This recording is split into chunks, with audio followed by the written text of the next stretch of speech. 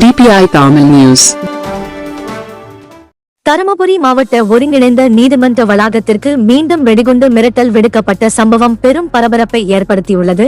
தருமபுரி மாவட்டம் நல்லம்பள்ளி ஒன்றியத்திற்குட்பட்ட தடங்கம் பகுதியில் மாவட்ட நீதிமன்றம், மாவட்ட அமர்வு நீதிமன்றம், மகிழா நீதிமன்றம் உள்ளிட்ட 16 நீதிமன்றங்கள் செயல்பட்டு வருகின்றன.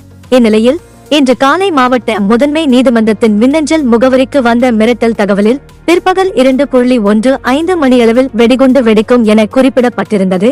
இதையடுத்து உடனடியாக காவல்துறையினருக்கு தகவல் தெரிவிக்கப்பட்டது.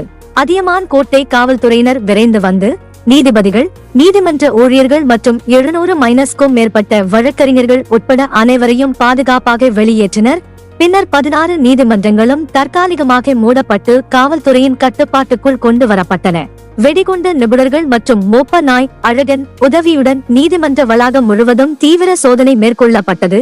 சோதனையின் முடிவில் வெடிகுண்டு மிரட்டல் வெறும் புரளி என்பது தெரியவந்தது.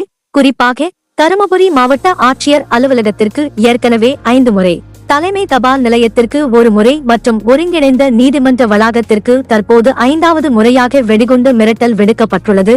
தொடர்ச்சியாக மிரட்டல் விடுக்கும் நபரை இதுவரை கைது செய்யாததை கண்டித்து நேற்று வழக்கறிஞர்கள் நீதிமன்ற புறக்கணிப்பு போராட்டத்தில் ஈடுபட்டிருந்தனர்.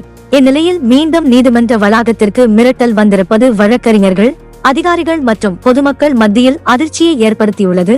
அதிகார மையங்களுக்கே தொடர்ந்து மிரட்டல் விடுக்கும் நபரை கண்டுபிடிக்க முடியாத நிலையில் பொதுமக்களின் பாதுகாப்பு குறித்து சமூக ஆர்வலர்கள் கேள்வி எழுப்பி வருகின்றனர். குறும் செய்திகள் உடனுக்குடன் தெரிந்து கொள்ள DPI தமிழ் நியூஸ் சேனலை சப்ஸ்கிரைப் செய்து இணைந்திருங்கள்.